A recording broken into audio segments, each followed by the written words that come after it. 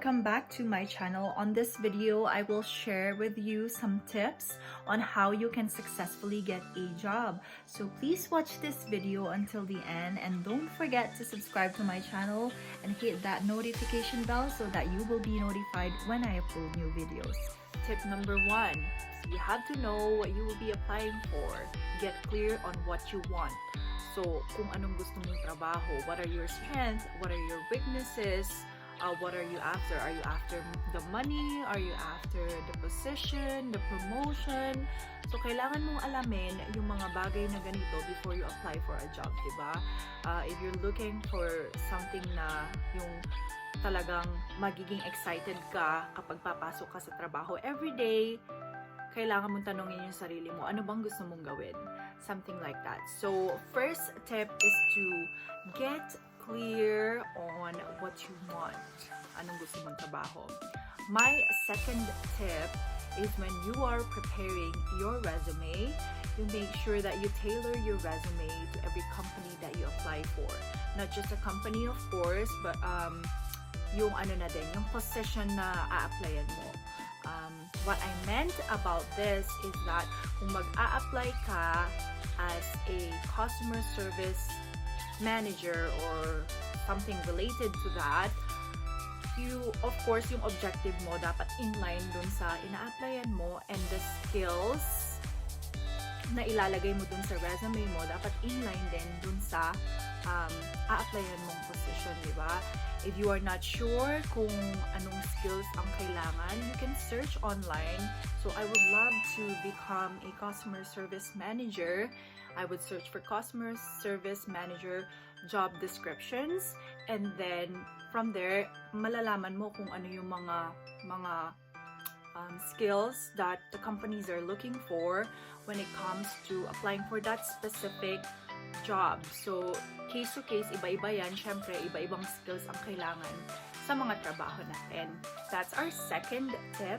For my third tip is, kailangan mo din mag-search kung anong mga companies yung gusto mo, diba? There are a lot of jobs anywhere. I would say, nasa sayo lang talaga kung medyo picky ka, or I would say not picky. Yung kung talagang gusto mong makuha yung trabaho na passion mo talaga, nasa sayo na yun. Depende nga, nandun naman yun sa tip number 1 natin. But research about the companies that you will be applying for. Why? Because some companies, kapag ni-research mo sila, they might be looking for a specific skill, or you might be able to know how is their hiring process. You might be able to see some thread of conversations na pinag-uusapan nila na, for example, this company A is they usually like people that are applying na nag-walk in, or company B might like people that are applying online. Depende, diba? So, you have to search. There's nothing wrong with searching about it. It will take a few minutes kasi nasa Facebook or Instagram ka or whatever you are doing, diba? That will help you as well to prepare na, and then in the future, for example, you'll be able to choose this company and then you will send your resume. At least when they first call you, you are knowledgeable about the company already, and you will know what to say to them, and kung paano ka magre-respond sa kanila. For our tip number 4, don't limit yourself sa pagsisend ng iyong resume online lang. You can also walk in, alam nyo naman yan. So, sa mga gusto nyong companies na applyan, na-search nyo na, syempre knowledgeable na kayo and interested kayo na mag-apply dun sa company na yon and sa specific na position, you can also walk in. And of course, when you walk in, you have to be presentable. Syempre, dapat you look professional. You'll never know, diba? Pag punta mo dun, you might be able to meet who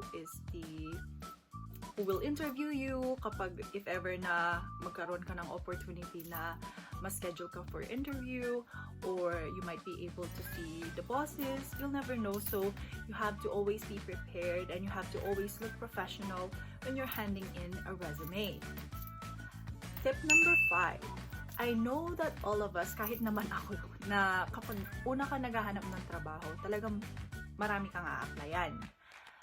Para naman hindi ka, for example, kasi nga marami kang in-applyan, hindi mo na alam kung aling company, di ba? So, ang tip ko sa inyo, you have to list down at least yung mga companies na in-applyan mo, and then yung specific position na in-applyan mo then, so that when they call you back, alam mo yung isasagot mo. Kasi meron ngayon, I had this experience na kung saan ako nagtatrabaho before, when we call them for an interview, they would say, oh, where is this? And then I would say the company, and then say, where is that? Diba? Yung parang mga ganun bagay, ganun pa lang parang mapapaisip nga, oh, wait, did you really want this job or not? Diba? So you have to be prepared, and you have to know what you are looking for, what you're applying for, what you applied for, and be ready always. Of course, you have to be ready for the words that you will say when you pick up the phone. Always be professional. All of these things that I'm saying to you guys are based on my experience. I'm just sharing them with you. And for me, they work. So they might work for you too. Try them. And our sixth tip, kapag na-hand in mo na yung resume mo, or kapag napasa mo na yung resume mo, and then they call you for an interview, of course, yung pupunta ka na sa interview, di ba? Always review a day before. Review about the company that you are applying for. Make sure that you know about its history, as well as the job position that you are applying for. You make sure that you know all the job descriptions, what are the skills needed, what you might be doing for that specific position that you are applying for. In that way, you can be confident enough sa interview mismo kung ano yung isasagot mo, diba? And if you're not sure on a specific, kasi yung mga questions nila very, very, how would I say it? Parang usual na questions naman sila. So, ang kailangan lang talaga, you equip yourself and be prepared, be confident, and you just have to be yourself. That's it.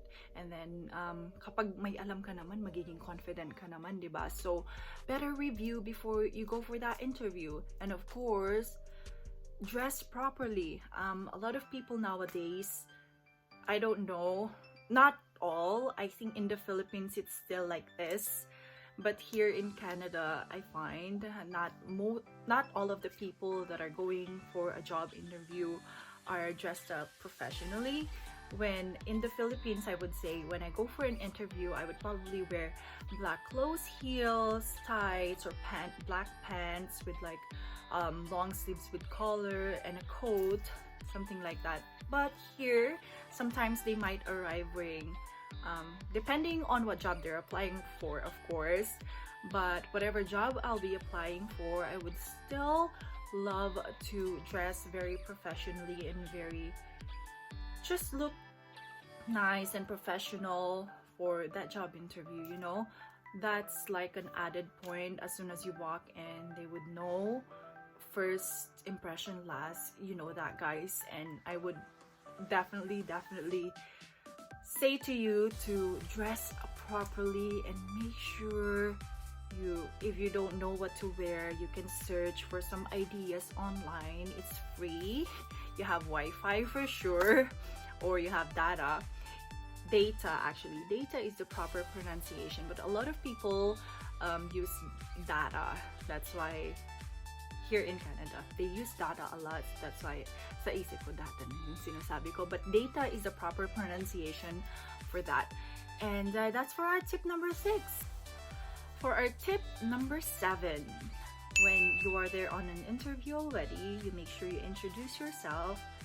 Hi, good afternoon. It's nice to meet you. My name is Angel, blah, blah, blah. You introduce yourself to the interviewer, and you make sure that you look very confident and just be yourself. And of course, don't forget to pray always before you do something. Pray before you apply for the job. Lord, please guide me. And sana yung makuha kong trabaho, yung makakabuti sa akin, yung magiging masaya ako, di ba? Very simple prayers.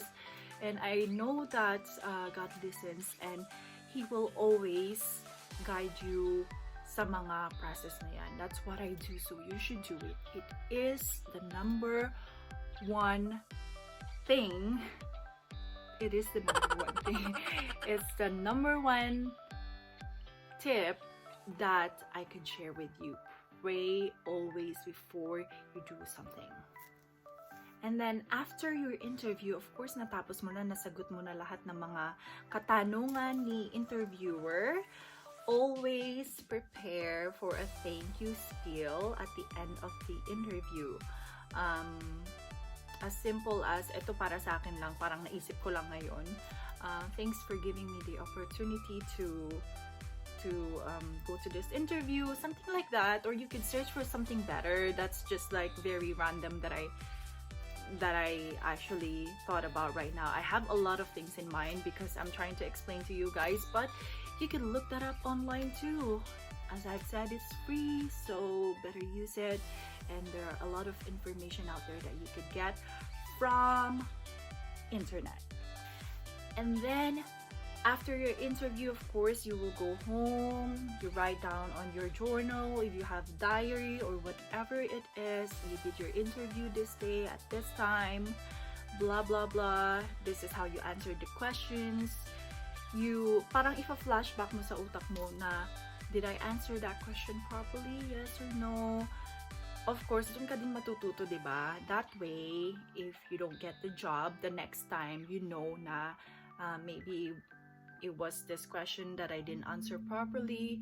Yung mga ganung bagay lang, parang lesson lang din sa'yo. But always, dapat huwag ka mag-expect.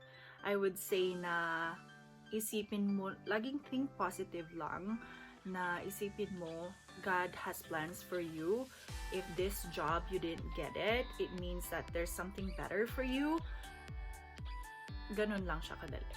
Be positive always. Hindi katapusan ng mundo. Maraming trabaho sa mundo. I'm telling you guys, when I first got here, the day I got my open work permit, nagtingin na ako kasi syempre hindi muna ako nagtitingin ng mga jobs hanggat wala pa ako work permit kasi hindi naman ako pwede magtrabaho. So as soon as I got my work permit, I then look online kung saan ako and pwede magtrabaho. And the next day mismo talaga, nag-print na ako ng resume, and then I walked into the places that I could apply for. Ang inuna ko is hotel industry because meron na akong internship sa hotel industry before. So I did walk into Marriott Falls View Hotel and Spa. Yun nga yung job ko for 9 months dito nung una, diba? So I applied there. I went there.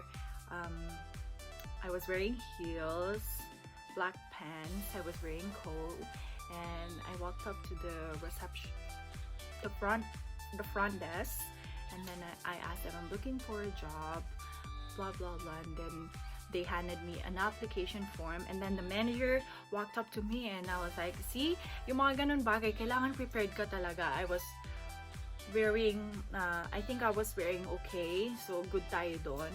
That's why when I talked to the manager, I was very prepared that what I would say. I was very prepared kasi nga, pinaghandaan ko na, like what I said on this video, all the tips that I shared with you guys.